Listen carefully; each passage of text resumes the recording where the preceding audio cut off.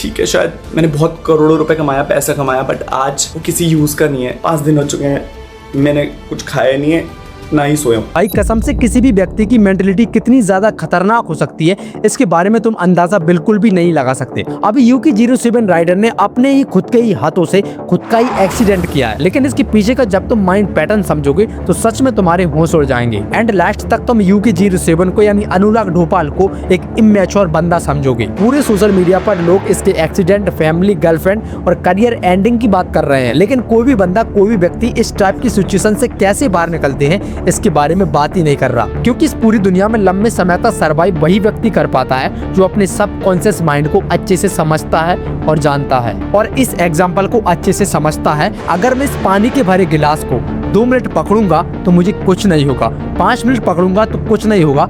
अगर मैं इस पानी के गिलास को 24 घंटे पकड़े ही रहूंगा तो मेरे हाथ में पेन होने लगेगा। अब इस एग्जाम्पल से तुम्हें क्या समझ आया कमेंट में जरूर बताना। तो चलिए समझते हैं कि आके अनुराग ढोपाल के साथ क्या हुआ था और ऐसी कंडीशन में, ऐसी सिचुएशन में तुम अपने आप को कैसे संभाल पाओगे और कैसे रिएक्ट कर पाओगे।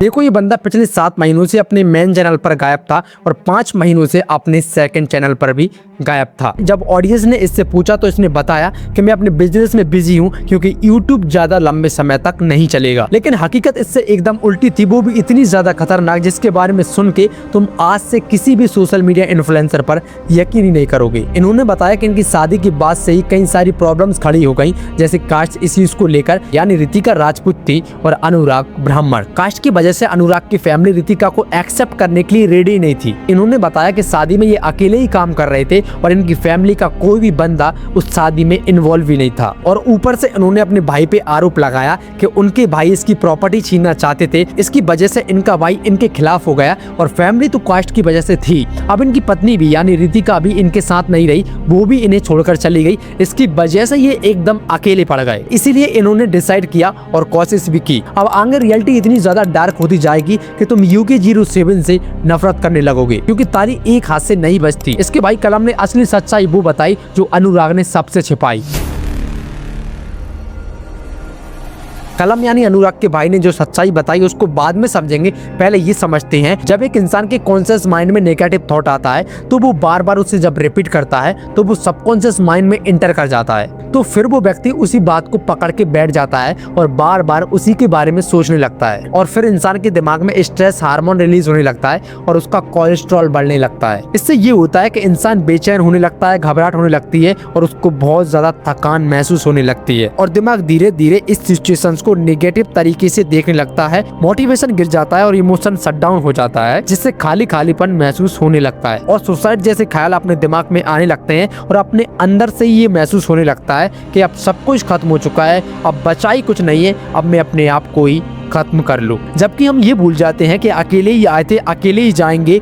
पैसा, नाम, फेम, कास्ट, ये सब जिंदगी गुजारने का जरिया है, ना कि ये हमारी लाइफ से बड़े हैं। इसलिए लाइफ में डिप्रेशन, किसी चीज से परेशान, दुख, पेन, तो उसे छोड़ दो और अपने आप से बोलो मैं अकेला ही काफी हूँ, जो मेरा खुद का होगा वो अपने आप ही आएगा। मैं जिंदगी दूसरों को खुश करने के लिए, दिखाने के लिए नहीं जी रहा हूँ, बल्कि खुद में जीने के लिए आया हूँ। पैसे, लव, कास्ट, फैमिली, ये तुम्हारी जिंदगी से बड़े नहीं।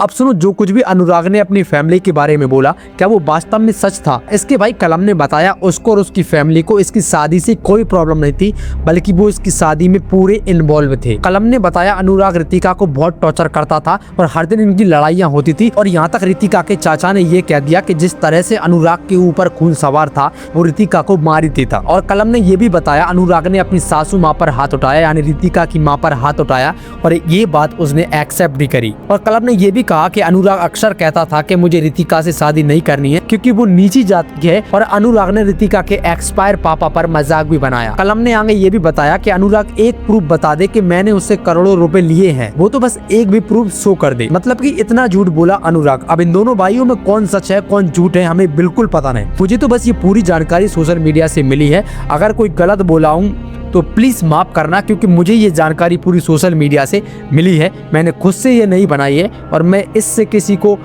झूठा साबित नहीं करना चाहता। ऐसी कंडीशन में, ऐसी सिचुएशन में हमें अपने आप को कंट्रोल करना आना चाहिए। पूरे सोशल मीडिया प्लेटफॉर्म पर वीडियो बना के अपने घर की इज्जत हवा में उछाल दी। इसीलिए दोस्त, हमें हर सिचुएशन में, हर कंडीशन में अपने आप को संभालना आना चाहिए और इन सोशल मीडिया इन्फ्लुएंसर पर बिल्कुल भी यकीन नहीं करना चाहिए। जितनी लाइफ इनकी लग्जरी हमें लगती है, जितनी खुशियां हमें इनकी वीडियोस में दिखाई देती हैं कि इनकी लाइफ बहुत बेटर है, बहुत अच्छी चल रही है, लेकिन हकीकत में इनके पीछे कुछ और ही होता है। इसलिए किसी और को देखकर अपनी जिंदगी में दुखी मत रहो। हर इंसान अपनी लाइफ में परेशान है, हर इंसान अपनी ज़िंदगी में दुख का टुकड़ा लिए बैठा है। इसलिए अपनी लाइफ में जो भी चल रहा है सब कुछ बेटर है, सब कुछ ठीक है। हर इंसान की लाइफ परफेक्ट नहीं है दोस्तों।